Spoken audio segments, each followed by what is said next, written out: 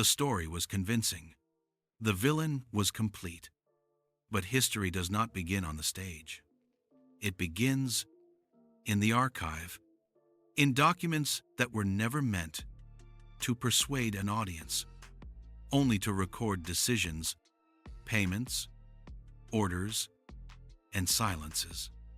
When we return to these records, something becomes clear. They do not describe a monster. They describe a working king, not innocent, not heroic, but far more ordinary than the legend allows. This episode leaves the theater behind. We step into the paperwork, the accounts, the letters, the legal roles. Because if Richard III was truly the villain we think we know, the evidence should still be there. To understand Richard III, we have to abandon the story, not reject it, but set it aside. Because archives do not behave like theater. They do not explain motives. They do not shape characters. They record actions, payments made, orders issued, laws enforced, silences preserved. The surviving records from Richard III's reign are not dramatic. They are administrative, and that is precisely why they matter. These documents were never meant to persuade an audience. They were written to make government function, which makes them unusually honest.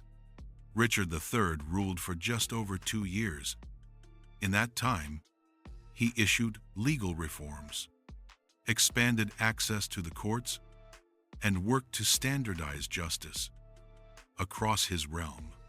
These are not the actions of a ruler paralyzed by cruelty or consumed by theatrical ambition. They are the actions of a working king. The records show a government concerned with order, efficiency, and legitimacy. They show attention to law, to property rights, to local governance. They do not show a man obsessed with blood. This does not make Richard innocent. The archives are not a defense. They do not tell us what he thought or what he feared. They tell us what he did, and what he did looks remarkably ordinary. That ordinariness is the problem, because it does not fit the image that survived, which forces a difficult question. If the records do not support the legend, where did the legend come from, and why did it endure when the documents did not? To answer that, we must stay with the archive and listen carefully to what it does and does not say. When we examine the records closely, a different picture begins to emerge. Not a heroic one, not an innocent one, but a functional one.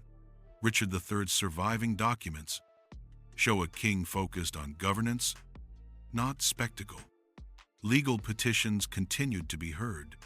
Royal courts remained active. Judgments were issued in routine, unremarkable language. This matters because tyranny leaves traces. It disrupts systems. It centralizes fear. It replaces process with impulse. The records do not show that. Instead, they show continuity. Richard confirmed existing laws. He protected property rights. And he worked to limit abuses by local officials. One of the most notable reforms was his expansion of access to justice. Legal cases could be brought without prohibitive fees. Petitions could reach the crown more directly. This is not the behavior of a ruler uninterested in legitimacy. It is the behavior of someone trying to secure it. Financial records tell a similar story. Royal expenditure during Richard's reign was restrained. There is no evidence of reckless spending. No sudden spikes in military extravagance. No pattern of personal enrichment. Again, this does not prove virtue, but it does undermine caricature. Administrative correspondence shows concern with order. Appointments were made carefully. Instructions were specific. Authority was delegated, not hoarded. Even foreign relations, often portrayed as aggressive, appear cautious in the surviving material. Negotiations were pursued. Alliances explored. War avoided where possible. This is not the profile of a man driven purely by cruelty or chaos. Yet the records are not complete. They do not answer every question. They do not resolve every suspicion. They cannot tell us what happened in every dark corner of Richard's reign. But what they do show is consistency. A king governing within the expectations of late medieval rule. And that consistency stands in sharp contrast to the theatrical image that replaced it. Which brings us to the most important point. If the records do not confirm the legend, then the legend must have come from somewhere else. And that is what we must examine next. The archive is not the truth. It is a trace, and traces are shaped by what survives and what does not. The records do not tell us everything. They do not describe private conversations. They do not record motives. They do not capture fear or ambition or guilt. Most importantly, they do not document what was never written down. This matters because absence can be mistaken for innocence, and silence can be misread as proof. The surviving records from Richard III's reign cannot answer every accusation. They cannot confirm what happened in the Tower. They cannot resolve every suspicious death. They cannot tell us what was decided in secret. The archive does not exonerate. It limits, and that limitation is its strength. Unlike theater, the archive resists certainty. It forces restraint. We can say what Richard did.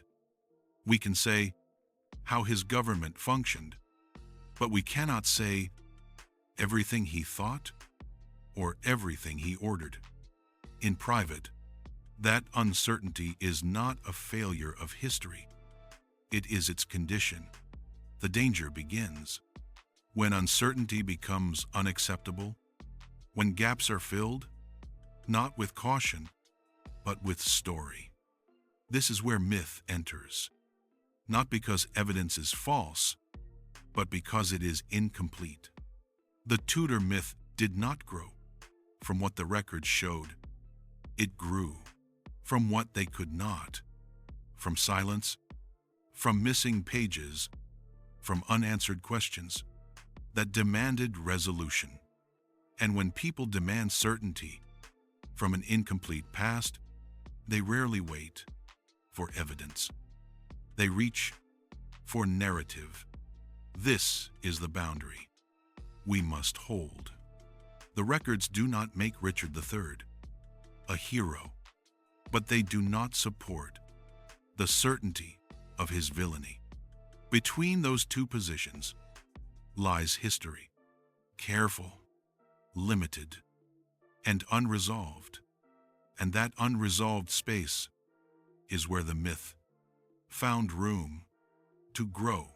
There is one silence that matters more than all the others: the fate of the princes in the Tower. No surviving order records their deaths. No payment logs their removal. No contemporary document describes the act itself. This absence has been treated as proof. But absence is not evidence. It is a gap and gaps required discipline. The surviving records tell us where the princes were held, who was responsible for the tower, who controlled access.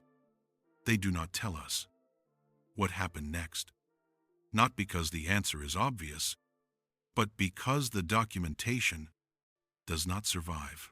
This is where history becomes dangerous, because when evidence ends, certainty becomes tempting. Richard III had motive. He had opportunity. He had control. These facts are real, but they are not conclusions. Other figures had interests. Other hands had access. Other moments existed. When responsibility could have shifted, the archive does not assign guilt. It records silence. And silence can be used. The Tudors inherited that silence and filled it, not with documents, but with story. Over time, the lack of evidence became the foundation of the accusation. Because if nothing contradicts a claim, it can feel true. But history does not work that way. A missing document does not point in one direction. It points outward, toward multiple possibilities, toward uncertainty, toward questions that refuse closure. The princes in the tower remain unproven victims of an unrecorded act. That does not absolve Richard III, but it does not condemn him either. What it exposes is something else. That one unresolved moment was enough to carry an entire myth. And once that myth took hold, it no longer needed evidence. It only needed repetition. In the next episode, we step directly into that silence, not to solve it, but to understand how it came to define a king. The archive does not give us a verdict. It gives us a boundary. On one side, what can be shown. On the other, what cannot. The records confirm how Richard III governed. They limit what can be proven, and they leave us with a silence that refuses to close.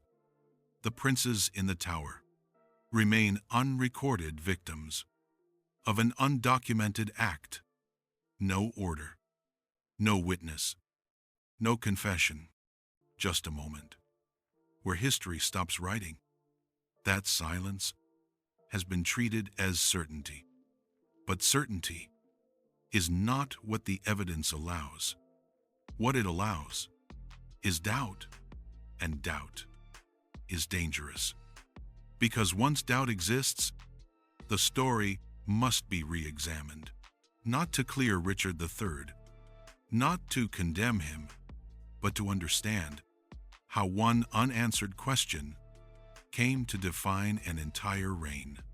In the next episode, we step directly into that silence, into the tower, into the rumors, into the moment history refused to explain.